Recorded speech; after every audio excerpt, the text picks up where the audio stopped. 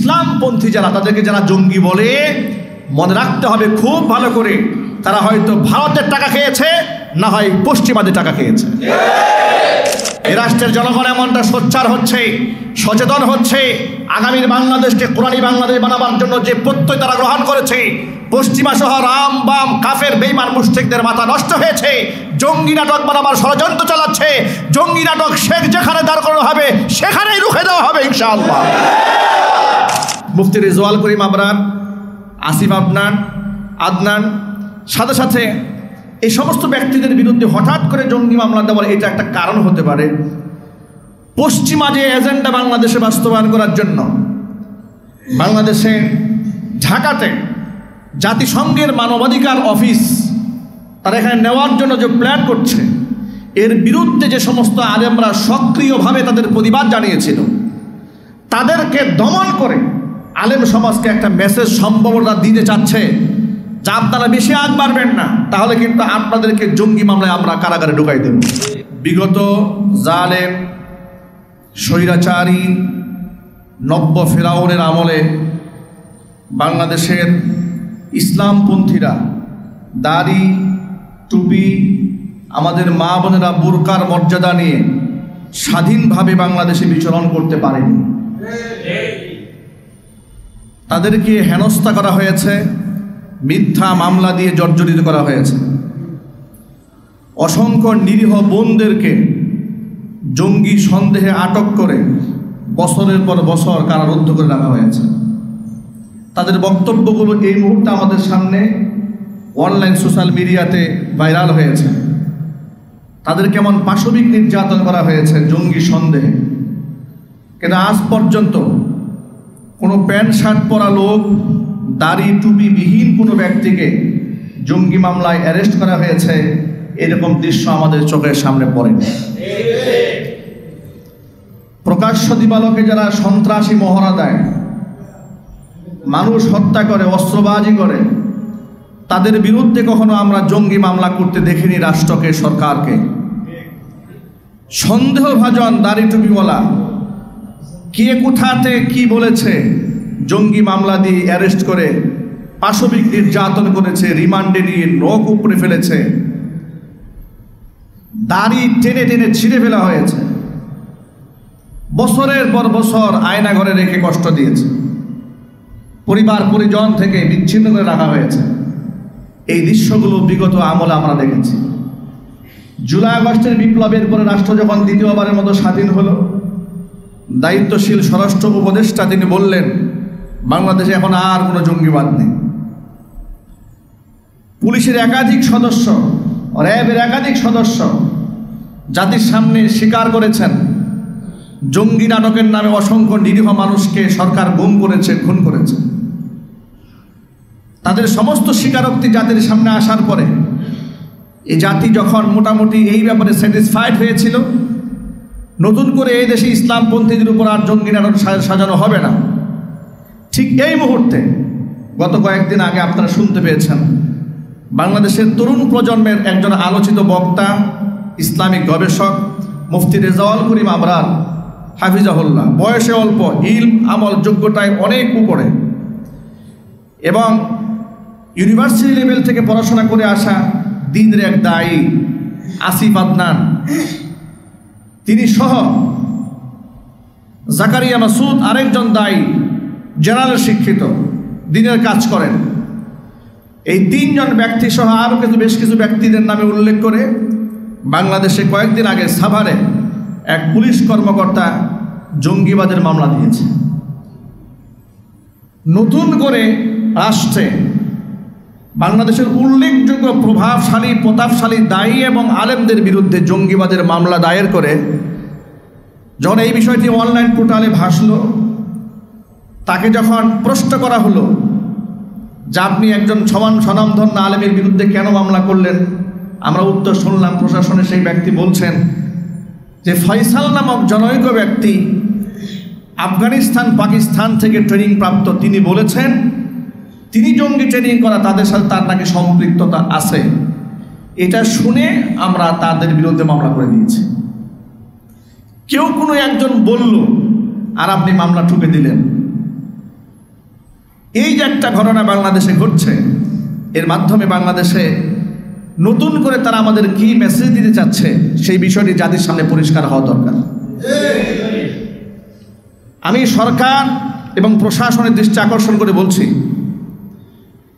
বিগত সরকারের পতন এবং তার নির্মম পরাজয় এবং পৃথিবীর ইতিহাসে নিকৃষ্টভাবে বিতাড়িত হওয়া, এর পিছনে বড় কারণ ছিল ইসলামের বিরুদ্ধে অবস্থান গ্রহণ করা। জঙ্গি মামলা দেওয়ার আগে গোটা জাতির সামনে সংবাদ সম্মেলন করে জঙ্গিবাদের সংজ্ঞাটা জাতির সামনে পরিষ্কার করা দরকার। জঙ্গি বলতে আপনি কাদেরকে কি বোঝানো হচ্ছে, কি বুঝাতে চান? যেমন স্বৈরাচারের আমলে একটা বিজ্ঞাপন আমরা দেখেছিলাম, যে ছেলেটি গান বাজনা করতো, গান বাজনা শুনতো, হঠাৎ করে নামাজ পড়তে শুরু করেছে, বুঝে নেবেন সে জঙ্গি হওয়ার প্রথম ধাপে পা রেখেছে। নাউজুবিল বলবেন না? তার বিজ্ঞাপন বাড়িয়েছে যে আপনার সন্তান যে জঙ্গি হয়ে যাচ্ছে, প্রমাণ হচ্ছে সে নামাজ পড়ছে, সে মসজিদে যাচ্ছে, সে এখন গান শোনে না, মেয়েদের সাথে আড্ডা দেয় না। বুঝে নেবেন আপনার সন্তান জঙ্গি হয়ে যাচ্ছে। আপনারাই বলুন, জঙ্গিবাদের যে ধোঁয়াশা যেভাবে তারা প্রচার করেছে, আসলে কি তারা সন্ত্রাস দমন করতে চায় না ইসলাম নির্মূল করতে চায়? ইসলাম নির্মূল করতে গিয়ে স্বৈরাচারী হাসিনার নির্মম পতন হয়েছে। সেই পথেই যদি আবার অন্তর্বর্তীকালীন সরকার এবং তার প্রশাসন আবার সেই পথে হাঁটে, তাহলে স্বৈরাচারী যে পথে গেছে তাদেরকে সেই পথেই যেতে হবে। আপনাদেরকে আমি কোরআন সুন্নাহর আলোকে বুঝাতে চাই, জঙ্গিবাদের সাথে, সন্ত্রাসবাদের সাথে ইসলাম এবং মুসলমানের আদৌ কোনো সম্পর্ক আছে কিনা আমরা কোরআন সুন্নাহ থেকে একটু বিশ্লেষণ করবো। আমরা বলি ইনশাআল্লাহ, আরো যদি বলেন ইনশাআল্লাহ। একটু বোঝার চেষ্টা করুন, কোরআন সুন্নাহর জ্ঞান যাদের আছে, যারা এই সম্পর্কে অবগত আছেন, তারা গুপ্ত হত্যা করবেন কিংবা আত্মহত্যা করবেন, কিংবা তারা নিজেরা আত্মবিধ্বংসী কাজ করবেন, এই কাজ তারা কেন করতে যাবেন? যেখানে কোরআন মাজিদের সুস্পষ্ট বিধান রয়েছে। জঙ্গিবাদ সম্পর্কে যদি আপনি গুগল সার্চ করেন, তথ্য তালাশ করেন, জঙ্গিবাদ বলতে কি বোঝানো হয়, আপনাকে তারা বুঝাবে রাষ্ট্রের মধ্যে সহিংসতা ছড়িয়ে দেওয়ার জন্য প্ল্যান প্রোগ্রাম, সশস্ত্র হামলা করার পরিকল্পনা, কিংবা মানুষের মধ্যে ত্রাস সৃষ্টি করার জন্য কোনো এজেন্ডা বাস্তবায়ন করা, কিংবা নিজেদের স্বার্থ সিদ্ধি কিংবা নিজের দলকে প্রতিষ্ঠিত করার জন্য কোনো ব্যক্তির উপর অন্যায়ভাবে আক্রমণ, দেশীয় কিংবা বিদেশি অস্ত্রের মাধ্যমে হামলা, এক কথায় সন্ত্রাসবাদ, সেটা গোপনে হোক কিংবা প্রকাশ্যে, যারা এই পরিকল্পনার সাথে সংশ্লিষ্ট তারাই জঙ্গিবাদের সাথে সংশ্লিষ্ট বলে বাংলাদেশে ধরা হয়। 2009 সালে এর আইন রয়েছে, 2023 সালে সর্বশেষ এর আধুনিক আইন রয়েছে, অনেকগুলো ধারা এবং উপধারা রয়েছে। এর সর্বোচ্চ শাস্তি মৃত্যুদণ্ড, এর শাস্তি রয়েছে যাবজ্জীবন কারাদণ্ড এবং সাথে অর্থদণ্ড ইত্যাদি ইত্যাদি। মৃত্যুদণ্ডে দণ্ডাদেশ প্রাপ্ত হতে পারে এমন অপরাধ, ছোটোখাটো অপরাধ নাকি ভয়ঙ্কর লেভেলের অপরাধ? ভয়ঙ্কর লেভেলের অপরাধ। সেই অপরাধ সংগঠিত হতে গেলে বা সেই অপরাধে কোনো ব্যক্তিকে অপরাধী করতে গেলে কি পরিমাণ দলিল, এভিডেন্স, শক্তিশালী প্রমাণ হাতে থাকতে হবে। শুধুমাত্র সন্দেহ করে একজন ব্যক্তির বিরুদ্ধে জঙ্গি মামলা দেওয়ার আদৌ কোনো যৌক্তিকতা কি থাকতে পারে? চিৎকার দিয়ে বলুন, পারে? পারে না। আমার সংশয় হচ্ছে মুফতি রেজওয়াল করিম আবরার, আসিফ আদনান সাথে সাথে এই সমস্ত ব্যক্তিদের বিরুদ্ধে হঠাৎ করে জঙ্গি মামলা দেওয়ার এটা একটা কারণ হতে পারে। পশ্চিমা যে এজেন্ডা বাংলাদেশে বাস্তবায়ন করার জন্য বাংলাদেশে ঢাকাতে জাতিসংঘের মানবাধিকার অফিস তারা এখানে নেওয়ার জন্য যে প্ল্যান করছে, এর বিরুদ্ধে যে সমস্ত আলেমরা সক্রিয়ভাবে তাদের প্রতিবাদ জানিয়েছিল, তাদেরকে দমন করে আলেম সমাজকে একটা মেসেজ সম্ভাবনা দিতে চাচ্ছে যে আপনারা বেশি আগ বাড়বেন না, তাহলে কিন্তু আপনাদেরকে জঙ্গি মামলায় আমরা কারাগারে ঢুকাই দেব। এটা আমার একটা ধারণা হতে পারে। কিন্তু তাদেরকে বলবো, পশ্চিমা এজেন্ডা বাংলাদেশে ইনশাআল্লাহ এদেশের আলেম সমাজ কোনোদিন বাস্তবায়িত হতে দেবে না। কথা বলতে হবে, ঠিক কিনা বলেন? শুধু আলেম সমাজ নয়, এদেশের তাওহীদি মুসলমানদের হৃদয়ে যতক্ষণ পর্যন্ত কোরআনের নূর আছে, যতক্ষণ পর্যন্ত বিবেক বুদ্ধি আছে, ততক্ষণ পর্যন্ত যত বড় পশ্চিমা এজেন্ডায় আসুক না কেন রুখে দিতে জাতি সবসময় প্রস্তুত রয়েছে। আমরা এর তীব্র নিন্দা এবং প্রতিবাদ জানাচ্ছি যারা সম্মানিত আলেমদেরকে বেইজ্জত করে। আমি আমার সকল ভাইদেরকে বলি, ইসলামের সহিংসতা, জঙ্গিবাদ, গুপ্ত হত্যা, মানুষ হত্যার সুযোগ থাকবে দূরের কথা, ইসলাম বার্তা দিয়ে দিয়েছে লা ইকরাহা ফিদ্দিন, জোর করে আপনি কাউকে মুসলিম বানাতেও পারবেন না। আপনার ধর্ম, আপনার আদর্শ জোর করে কোনো মুসলিমদের উপর আপনি চাপিয়েও দিতে পারবেন না, তার অনুমোদন ইসলামে দেওয়া হয় নাই। চাপিয়ে দেওয়ার কোনো সুযোগ দেওয়া হয় না। সুবহানাল্লাহ বলবেন। ইসলামে এমন কোনো আইন নাই কালিমা পড়ো না পড়লে কল্লা উড়াই দেব, এমন একটি আইন ইসলামে নাই। সুবহানাল্লাহ। কোরআন বলেছে মান শাআ ফালিয়ুমিন ওয়া মান শাআ ফালিয়াকফুর, মন চায় যার ঈমান আনুক, মন চায় যে ঈমান না আনুক সে কুফরি করুক। ইমানদার তার আমলনামা বুঝে নেবে, কাফের তার প্রায়শ্চিত্ত বুঝে নেবে। এভাবে ইসলাম উদার মানসিকতা এক গোটা দুনিয়ার মধ্যে এক উদারতার উজ্জ্বল দৃষ্টান্ত স্থাপন করেছে। প্রিয় ভাইয়েরা আমার, কোরআন মাজিদের মধ্যে আল্লাহ রাব্বুল আলামিন মানুষ, নিরপরাধ মানুষকে হত্যা করা এত বড় অপরাধ হিসেবে বিবেচনা করেছে। ইসলাম বলেছে মান কতালা নাফসান বিগাইরি নাফসিন আও ফাসাদিন ফিল আরদি ফাকান্নামা কতালান নাস জামিআ। নিরপরাধ মানুষ যদি কেউ একজন মানুষকে পৃথিবীতে হত্যা করে, ফাকান্নামা আহইয়ান নাস জামিআ, সে যেন একজন মানুষ হত্যা করলো না, সে যেন পৃথিবীর সমস্ত মানুষকে হত্যা করে ফেললো। ওয়ামান আহইয়াহা, এই পৃথিবীতে মৃত্যুপথের যাত্রী কোনো একজন ব্যক্তি যদি বাঁচিয়ে দিতে পারে, সেজন্য একটি প্রাণ বাঁচালো না, ফাকা আন্নামা আহইয়ান নাস জামিআ, দুনিয়ার সমস্ত মানুষদেরকে যে সে যেন বাঁচিয়ে দিল। সমস্ত একটা প্রাণীকে বাঁচিয়ে দিলে পৃথিবীর সমস্ত প্রাণী বাঁচিয়ে দেওয়ার সব হয়। সুবহানাল্লাহ বলেন। যে ধর্মে জবরদস্তি নাই, যে ধর্মে অন্যায় হত্যা নাই, আল্লাহর নবী সাল্লাল্লাহু আলাইহি ওয়াসাল্লাম কত কঠোর ভাষায় বলেছেন, মান কতালা মুআহাদান, মুসলমানদের দেশে বসবাসকারী অমুসলিম কেউ কোনো ব্যক্তি যদি অন্যায়ভাবে হত্যা করে, ধরেন সে হিন্দু হতে পারে, বৌদ্ধ হতে পারে, ইহুদি হতে পারে, কিংবা খ্রিস্টান হতে পারে, তাকে আপনি হিংসার বশবর্তী হয়ে সে অমুসলিম আপনি হত্যা করলেন, আল্লাহ রাসূল নবী সাল্লাল্লাহু আলাইহি ওয়াসাল্লাম বলেছেন লাম ইয়ারিহ রাইহাতাল জান্নাহ, সেই ব্যক্তি জান্নাতে যাবে দূরের কথা, জান্নাতের খুশবু পর্যন্ত তার নাকের মধ্যে পাবে না। ওয়া ইন্না রিহাহা লাতুজাদু মিন মাসিরাতি 40 আমা, অথচ জান্নাতের খুশবু পাওয়া যাবে 40 বছরের দূরত্বের পথ থেকে। সুবহানাল্লাহ। 40 বছরের দূরত্বের পথ থেকে জান্নাতের খুশবু জান্নাতবাসীরা পাবে। যে ব্যক্তি অমুসলিমকে অন্যায়ভাবে হত্যা করেছে, সেই মুসলিম জান্নাতে তো যাবেই না, জান্নাতের খুশবু পর্যন্ত পাবে না। অমুসলিমদের জানের মূল্য ইসলামে আছে না নাই? আরো যদি বলুন, যদি অমুসলিমদের জানের মূল্য থাকে, মুসলমানের জানের মূল্য নাই? আল্লাহু আকবার বলেন।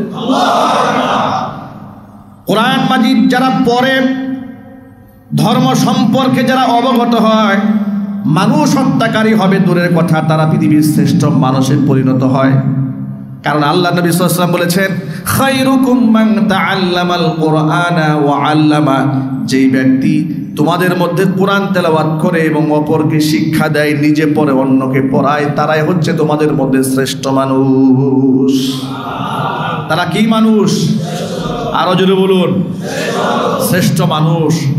আর বামপন্থীরা, ইসলাম বিদ্বেষীরা, তারা বলে এরা হচ্ছে জঙ্গি, এরা হচ্ছে উগ্রবাদ, এরা হচ্ছে মৌলবাদ। আল্লাহ রাসূল তাদেরকে বলছেন শ্রেষ্ঠ মানুষ, আর এরা কি বলে? উগ্রবাদ, মৌলবাদ, জঙ্গিবাদ, কট্টরপন্থী ইত্যাদি করে করে তাদেরকে মানুষের সামনে হেয় প্রতিপন্ন করার চেষ্টা করে। দেখুন আল্লাহ রাব্বুল আলামিন সূরা নিসার মধ্যে কত স্পষ্ট করে সুন্দর করে বলেছেন, ওয়ামান ইয়াকতুল মুমিনান মুতাআম্মিদান ফাজাযাউহু জাহান্নামু খালিদান ফিহা ওয়া গাদিবাল্লাহু আলাইহি ওয়া লা'নাহু ওয়া আ'আদ্দা লাহু আযাবান আযীমা। হাদিস থেকে তো শুনলেন অমুসলিমকে মারলে জাহান্নামে যেতে হবে, জান্নাতের ঘ্রাণও পাওয়া যাবে না, সে যদি অন্যায়ভাবে হয়। এবার কোরআন বলছে ওয়ামাই ইয়াকতুল মুমিনান মুতাআম্মিদান, ইচ্ছাকৃতভাবে কোনো মুমিন যদি আরেক মুমিনকে হত্যা করে, ফাজাযাউহু জাহান্নাম, তার ঠিকানা হবে জাহান্নাম, খালিদান ফিহা, সে জাহান্নামে থাকবে চিরকাল। ওয়া গাদিবাল্লাহু আলাইহি, আল্লাহ পাকের ক্রোধ তার উপরে, ওয়া লা'নাহু, আল্লাহ পাক তার উপর লানত বর্ষণ করেন মানুষ হত্যাকারীর উপরে, ও আ'আদ্দা লাহু আযাবান আযীমা, তার জন্য ভয়ঙ্কর রকমের শাস্তির ব্যবস্থা আল্লাহ পাক করে রাখেন। তাহলে কোরআন মাজিদের এই আয়াত প্রমাণ করে কোনো ইমামদারকে যদি অন্যায়ভাবে ইচ্ছাকৃত হত্যা করে, অনিচ্ছা হত্যার জন্য সে দায়ী নয়। পাখি শিকার করতে গেছে, সে দেখে নাই, সেগুলি হঠাৎ করে কোনো মানুষের গায়ে লেগেছে, তার জন্য এই শাস্তির বিধান নয়। অনাকাঙ্ক্ষিতভাবে হয়েছে সেটা ভিন্ন জিনিস। খেলা করতে গেছে, হাত দুটো গুতা লেগেছে, বুকে চাপ লেগেছে, হঠাৎ করে পড়ে মরে গেছে, তিনি অপরাধী নন। মুতাআম্মিদান মাই ইয়াকতুল মুমিনান মুতাআম্মিদান, ইচ্ছা করে ইমামদার আরেক ইমামদারকে খুন করলে ঠিকানা হবে জাহান্নাম। এ কথা কার কথা? আল্লাহর নামটা সকলেই বলুন। এটা কোনো হুজুরের কথা? এবার চিন্তা করেন, ইচ্ছাকৃতভাবে যদি একটা মুমিনকে হত্যা করলে জাহান্নামে যেতে হয়, তাহলে শাপলা চত্বরে রাতের আধারে লাইট বন্ধ করে অসংখ্য তাওহীদি মুসলমানের বুকের মধ্যে যারা বুলেট চালিয়ে দিয়েছে, আল্লাহর কসম করে বলি যার নির্দেশে হয়েছে তিনি সহ যারা এর সাথে জড়িত, তারা নিজেকে হাজারো তাহাজ্জুদ গুজারি প্রমাণ করলেও ওরা জাহান্নামী। কথা ঠিক না ঠিক বলে? এটা আমার কথা না, কোরআন বলছে। একজন মুমিনকে হত্যা করলে যদি জাহান্নামী হয়, চিরকাল জাহান্নামে যেতে হয়। যারা হাজার মানুষকে খুন করেছে তার ঠিকানা কি জান্নাত না জাহান্নাম? চিল্লায় বলেন। সুতরাং ইসলামে মানুষ হত্যা করা এটা কত বড় পাপ, কত বড় অপরাধ এটা। জিহাদের ময়দানেও ইসলাম ইনসাফ করতে বলেছে। চিৎকার যখন আল্লাহু আকবার। জিহাদের ময়দানে সম্মুখপানে লড়াই চলছে, শত্রু আপনাকে মেরে হত্যা করবে, আপনি শত্রুকে পারলে কচু কাটা করবেন। ওই মুহূর্ত সম্পর্কে আল্লাহ পাক কোরআন কি বলছে লক্ষ্য করুন। আল্লাহ পাক বলেন ওয়াকাতিলু ফি সাবিলিল্লাহিল্লাযীনা ইউকাতিলুনাকুম, তোমাদের সাথে যারা লড়াই করে তাদের সাথে তোমরা লড়াই করো, কিন্তু খবরদার আমি আল্লাহর পরে তোমরা লড়াই করতে গিয়া ওই সমস্ত ব্যক্তিদের সাথে শুধুমাত্র লড়বে যারা সশস্ত্র তোমাদের সাথে লড়তে এসেছে। নিরীহ নিরস্ত্র মানুষ বাসায় আছে, তুমি বাড়ি বাড়ি গিয়ে হামলা করে নিরস্ত্র মানুষদেরকে হত্যা করলে, বুমপিং করলে, শহরকে ধ্বংস করে দিলে, নিরীহ মানুষ হত্যা করলে, শিশু হত্যা করলে, নারী হত্যা করলে, বৃদ্ধ মানুষকে হত্যা করলে, কিন্তু সেখানকার ধার্মিক মানুষগুলাকে হত্যা করলে, এর কোনো সুযোগ তোমাদেরকে দেওয়া হয়নি। আল্লাহ বলছেন কাতিলু ফি সাবিলিল্লাহ, আমি আল্লাহর পরে তোমরা লড়াই করবে তাদের সাথে, আল্লাযীনা ইউকাতিলুনাকুম, যারা তোমাদের সাথে লড়াই করে। এরপর ওয়ালা তা'তাদু, আবার সেই লড়াই করতে গিয়েও তোমরা সীমা লঙ্ঘন করতে পারবে না। ইন্নাল্লাহা লা ইউহিব্বুল মুতাদিন, আল্লাহ সীমা লঙ্ঘনকারীদেরকে পছন্দ করেন না, ভালোবাসেন না। সুবহানাল্লাহ। মারামারি হচ্ছে, কাটাকাটি হচ্ছে, সেখানেও সীমা লঙ্ঘনের সুযোগ নাই, এর নাম ইসলাম। সুবহানাল্লাহ বলেন। এই আয়াতগুলো যারা পড়ে, এই আয়াত সম্পর্কে যারা জানে, তারা কোনোদিন সন্ত্রাস হতে পারে না, মানুষ হত্যা করতে পারে না। আফসোস এবং পরিতাপের বিষয় লক্ষ্য করছি আমরা। অথচ এই কোরআনের সাথে সংশ্লিষ্ট ব্যক্তিদেরকেই বলা হয় জঙ্গি। ঠিক কিনা বলেন? কোরআন যারা মানে, ইসলাম যারা মানে, তাদেরকে জঙ্গি বলা হয়। উল্লেখ করে করে তাদেরকে বলা হয় যারা অনিসলামিক কর্মকাণ্ডের বিরোধিতা করে, তাদেরকে জঙ্গি বলা হচ্ছে। অথচ অনিসলামিক কর্মকাণ্ডের বিরোধিতা করা, তার প্রতিবাদ জানানো, এটা হচ্ছে ইমামদারদের দায়িত্ব। নবী করিম সাল্লাল্লাহু আলাইহি সাল্লাম বলেছেন, মান রাআ মিনকুম মুনকারান, চোখের সামনে যদি কেউ অন্যায় দেখো, ফালিয়ুগাইয়িরহু বিয়াদি, ক্ষমতা থাকলে হাত দিয়ে বন্ধ করে দাও। করতে পারো নাই, ফাইল্লাম ইয়াস্তাতি ফাবিলিসানিহি, হাত দিয়ে যদি বন্ধ করতে না পারো মুখ দিয়ে বলো। তাতেও যদি না পারো ফাবিকালবিহি, মুখ দিয়ে বলার সাহস নাই, হিম্মত নাই, ঈমান নাই, তাহলে ফাবিকালবিহি, অন্তর দিয়া এই অন্যায়টাকে বন্ধ করার পরিকল্পনা আটো। ওয়াদালিকা আদআফুল ঈমান, অন্তর দিয়ে পরিকল্পনা আটা, এটা একেবারে দুর্বল ঈমানের প্রমাণ। এটা একদম দুর্বল ঈমান। কিন্তু ফার্স্ট ক্লাস মানে ঈমানদার অন্যায় যেখানে দেখবে সেখানে রুখে দাঁড়াবে, এটা ফার্স্ট ক্লাস মানে ঈমানদার। সেকেন্ড ক্লাস হচ্ছে মুখ দিয়ে বলবো, মুখ দিয়ে বলবা না। থার্ড ক্লাসের ঈমানদার অন্তর দিয়ে পরিকল্পনা করো। অন্তরের মধ্যেও পরিকল্পনা আসে না। এইভাবে রাসূল কি বলেন শোনেন, ওয়ালাইসা ওয়ারাআ যালিকা হাববাতু খারদালিন মিনাল ঈমান, অন্তরের মধ্যে পরিকল্পনাও আসে না। বুঝতে হবে ঈমানের সরিষা দানাও আর বাকি নেই। ঈমানের কি নাই? সরিষা দানাও বাকি নাই। অন্যায় দেখার পরে হাত দিয়েও প্রতিবাদ জানালো না, মুখ দিয়েও বলে না, অন্তর দিয়ে পরিকল্পনাও আসে না। আল্লাহ রাসূল বলছেন ঈমানের সরিষা দানাও বাকি নাই। ও যদি নামাজ পড়ে সব লোক দেখানো, ও যদি হজ করে লোক দেখানো, যাকাত দেয় হজ, যা করে সব লোক দেখানো, ওর কলিজার মধ্যে ঈমান নাই। ঠিক না? ঠিক বলেন। ওয়ালাইসা ওয়ারাআ যালিকা হাববাতুল খারদালিন মিনাল ঈমান। আমরা কি থার্ড ক্লাসের ঈমানদার হব নাকি ফার্স্ট ক্লাসের? প্রথম সারির ঈমানদার কারা কারা হতে চান? দুই হাত দেখতে চাচ্ছি। আল্লাহ যেন কবুল করে, জোরে করে আমিন। হাত নামান। দেখুন, আমি আপনাদের সামনে এই বিষয়গুলো খোলামেলা কথা বলার উদ্দেশ্য কি? আজ মুফতি রেজাউল করিম আবরার, আসিফ আদনান, তাদের বিরুদ্ধে জঙ্গিবাদের মামলা টানা হয়েছে। তাদেরকে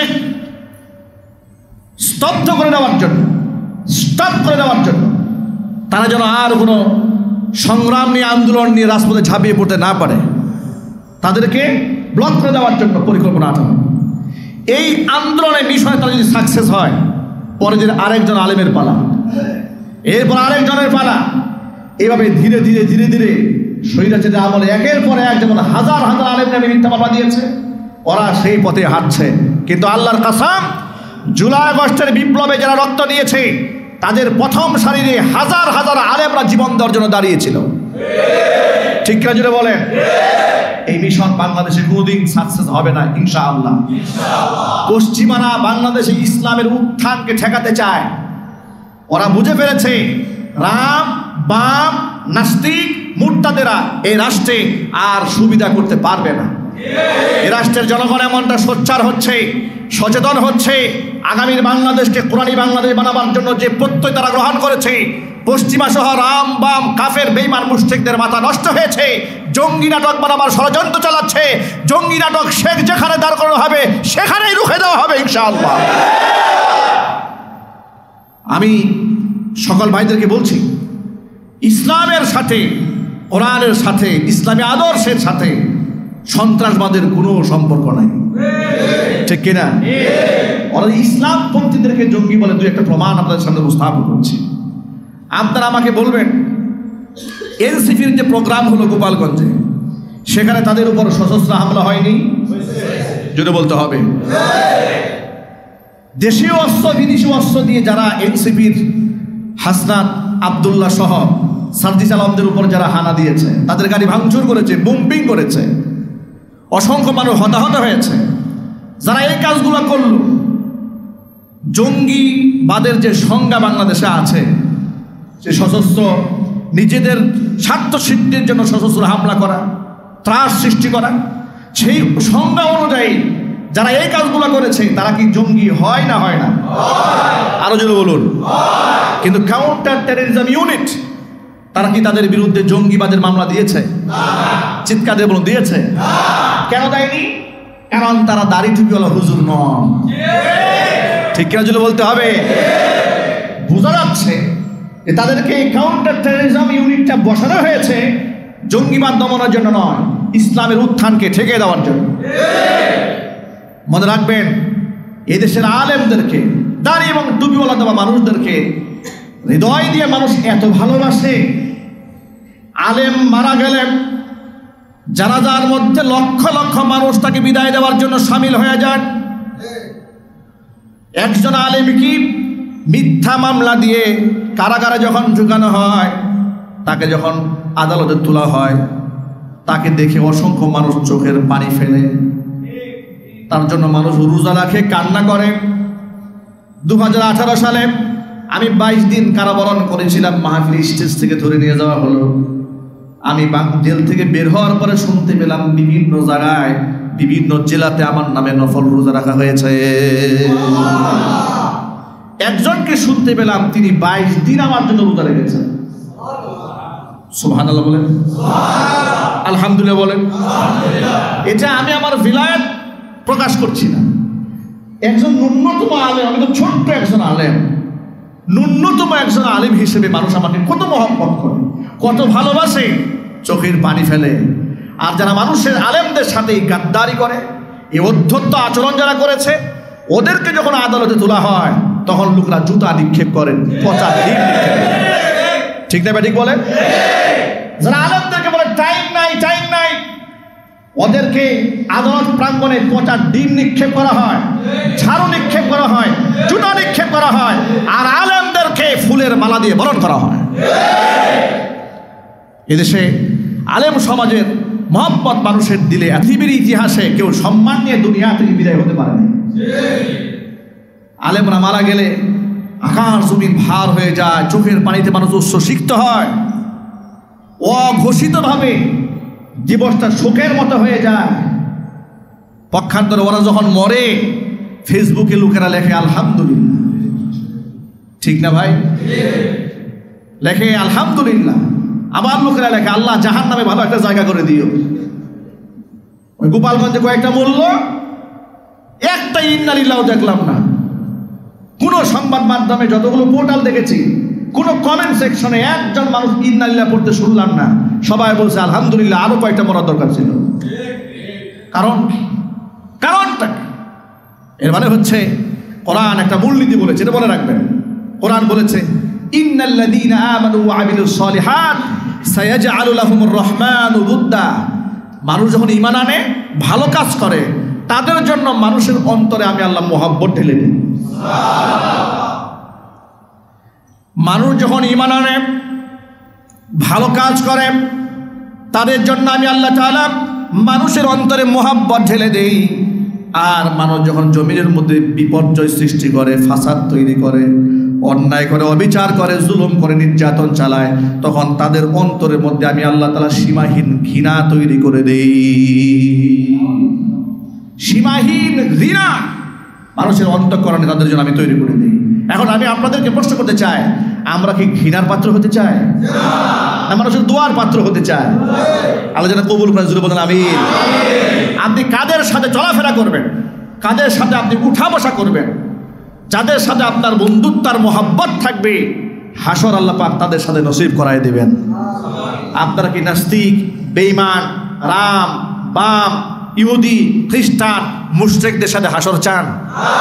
মানে ইমানদারদের সাথে চান?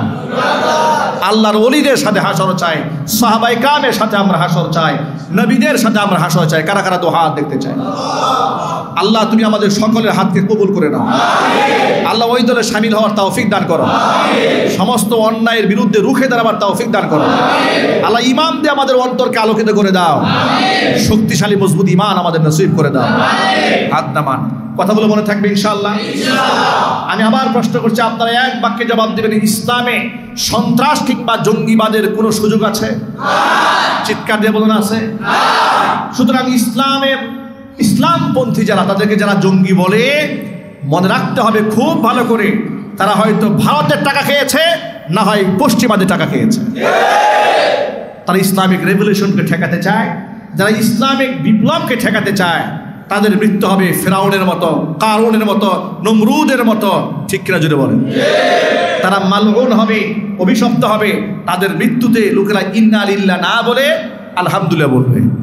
আর যারা এই শহীদি কাফেলায় শামিল হবে তাদের মৃত্যুতে আকাশ কাঁদবে, জমিন কাঁদবে, মানুষ কাঁদবে, চিরদিন চোখের পানিতে লোকেরা তাদেরকে স্মরণ করবে।